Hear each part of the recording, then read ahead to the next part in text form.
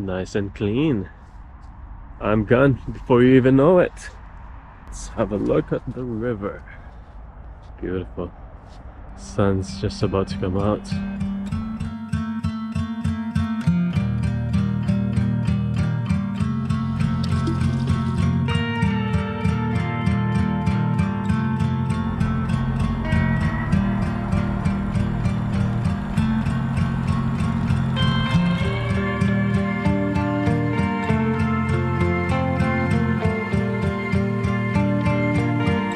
Hello.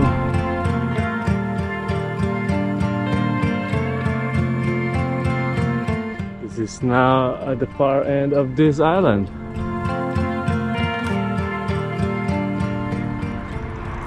What I like about the cycling network here in Austria is they put all the information, very useful information, in every stations. Like here, for example, you've got a map. That's mainly the information about the town. And then the left-hand side, it kind of gives you a little bit of overview of what's coming ahead. If you live out here, then that's all the routes that you could enjoy on the weekends, for example. What a beautiful morning. Pulled along and then allowed to drift on the banks of the Danube. I don't know what that means. Another station.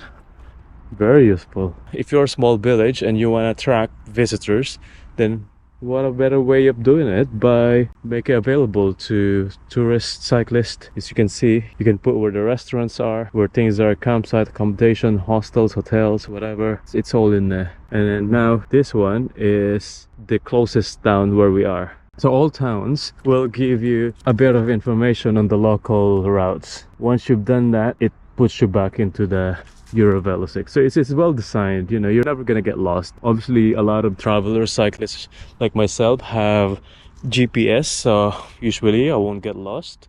But this is very good because, you know, it gives me a lot of information, especially when your GPS doesn't seem to work. As you can see, it's still acquiring satellites since I started this morning. I wonder though if this car has to call in advance. Or maybe because they travel so much, like day in, day out, the operator probably knows who's who and what time they come in. So yeah, it's pretty cool. A lot of the train tracks doesn't have the barrier. If you're a cyclist or just walking around, you gotta make sure you have a very good pair of ears to hear if a train's coming. So tip number one, no matter how tempting it is, never put a tent in a residential area or a business area, because the likelihood is people will still be walking around or wandering around late evening, and if it's a business park or some form of government offices, they may have some security that would check the perimeter every now and then until evening. So that's a no-go. Usually this is what I do. I would wait until I pass a village or a town, because it's very likely that no one would be owning a piece of land in the... I'm not generalizing it. I'm not saying it's all the case, because some people might have a piece of land outside of their towns or villages or their houses. Most likely it's a public land. If it's not owned by the public, it may be owned by the government. You know, the government really are only conscious about government sites like military, schools, hospitals, anything that they are, you know, supposed to really protect, and natural parks, you know, nature parks. Other than those things, you could pretty much find a place. Here, not so good. Here, not so good. There's maybe, nah, I wouldn't consider this even. Carrying on, but I'm gonna show you a good spot in a bit. That could be a spot if you're desperate. I say desperate because it's right next to the road. If it's a quiet road, it's kind of okay. But I've experienced one whereby I've stayed alongside a main highway and I couldn't sleep because there were lots of trucks. This was back in Laos last year. I found another spot again. Right there. It's right next to the river. So yeah, those are the type of place that no one will bother you at night.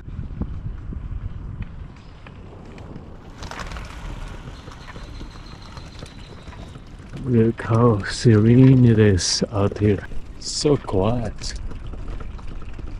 And I like that people are very active early in the morning. Back to the river. I guess this one is okay as well. You can set tent up there. When it gets a little bit dark, then no one's gonna be looking for you. Yeah, I'd say you can set up tent here. Oh, that's another one there. Yeah, that's perfect. Because no one's really gonna look out for you, you know. They're too busy. People are busy. They're in a hurry to get home and then have a good sleep, you know. But if it's within their property, then obviously they're gonna be worried and annoyed. With a good reason, you know. They protect their property, they really maintain and take care of it. So why would they let anybody to come in? If you think you are within someone's property and you're desperate to find a spot, then you can just knock on the door. You know, there's no harm. And people are generally kind, you know. They're concerned as well for the well-being of other people, for the most part. No, I just said hello and nobody responded. Those two guys. I don't mind. I mean, I'm just having a good time out here. I've been taking my time in this beautiful cycling path. A bit chilly, but I like it. I like how disciplined the Austrians are. 0 litter. I haven't seen a trash since leaving my spot yesterday. Actually, since leaving Vienna. They provided these chairs and table with a bin. Maybe I have a coffee. Yeah, let's have a coffee. I can't miss this beautiful spot out there. My GoPro is dying again, oh my god. I've used up 2 batteries already since 2 days ago. Maybe I need more batteries. Or maybe I need battery storage, you know, one of those external batteries that you can plug into your equipment. It's because mine broke since Albania. Anyway, stop here for a bit and have a coffee.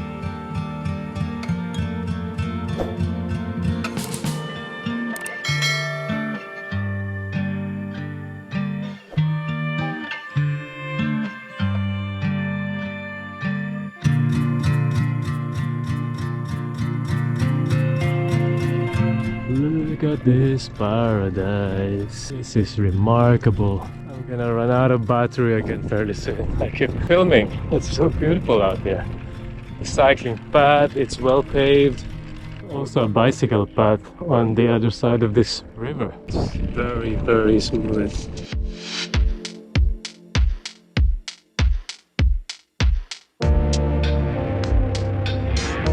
The water level is higher than the ground. Impressive.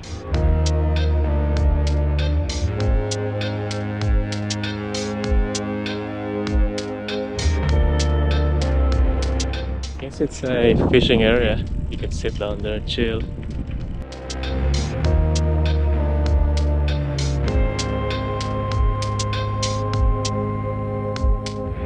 It's nice that they put a lay-by here in case you wanna like stop for a quick drink, a little bit of rest, to appreciate the view. Hello. Morning.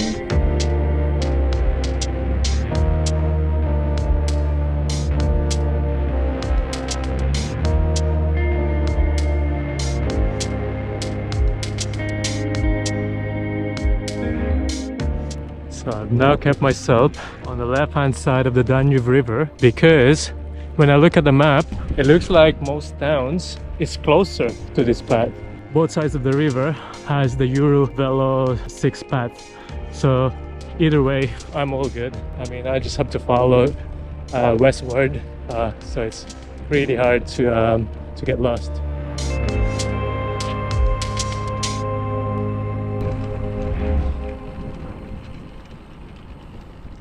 Well, that's annoying. There's a barrier. And if I take that lower path, it's gonna end in a factory 500 meters away. And apparently the factory doesn't want any bikes going through that. So fair enough. It's just crazy that it looks like a bicycle path towards something. So I have to cycle back. That's about 1 kilometer long of wasted energy. But hey, it's okay. When I get to that bridge where I just came from, I'll have to take the lower path. And somehow I should be able to follow the signs. Yeah, this should be the path. Here we are, back to the signpost. Eurovelo 6. And then turning right. Now my GPS still wants me to go back and take one of the main roads, but I'm not doing that. This is the problem with the GPS though, is one incorrect positioning on the point of destination is just direct you to all sorts of places. What's that? Some kind of a quick course on how to operate a truck.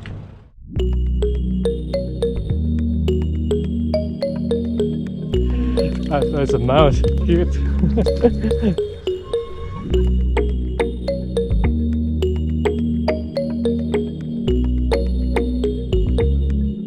Starting to get warm.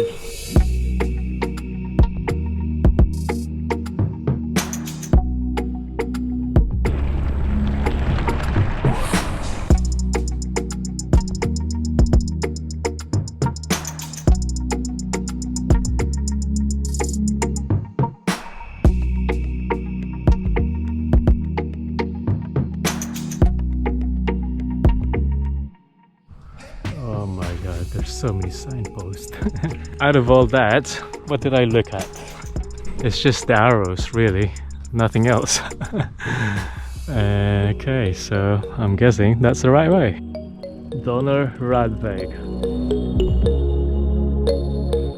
Another amazing spot for camping out at night. I mean, if you're right there inwards, no one's gonna notice you when it gets darker. Again, no one's gonna look for you.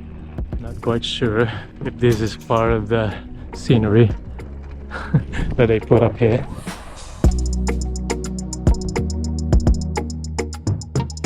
And more information over there.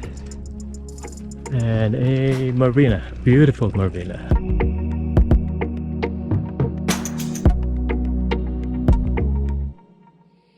It's amazing, bicycle path on the side of this bridge. That's where you can climb up. Amazing.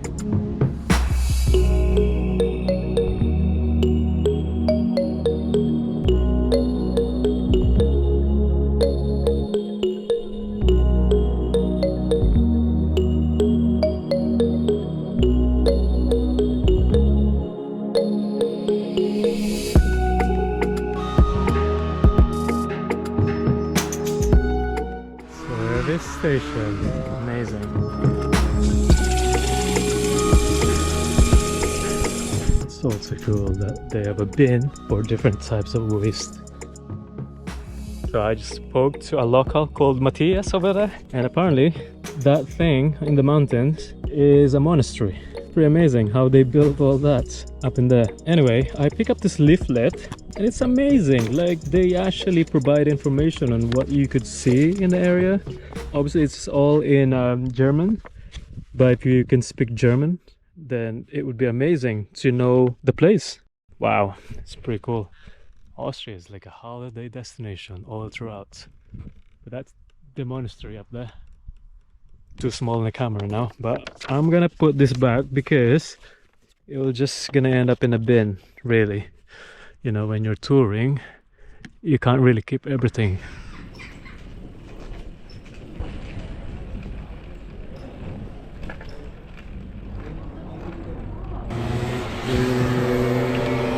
Such a sweet family there from Czech Republic.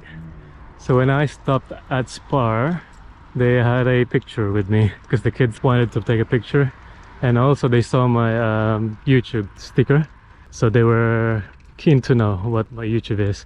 I told the parents, well, I said it not for kids, so you might want to look at it first before showing the kids. But anyway, I had to be careful now with what I'm posting because sometimes I would swear, which is not good for kids. Anyway, I thought I lost the track, so here it is, it's back.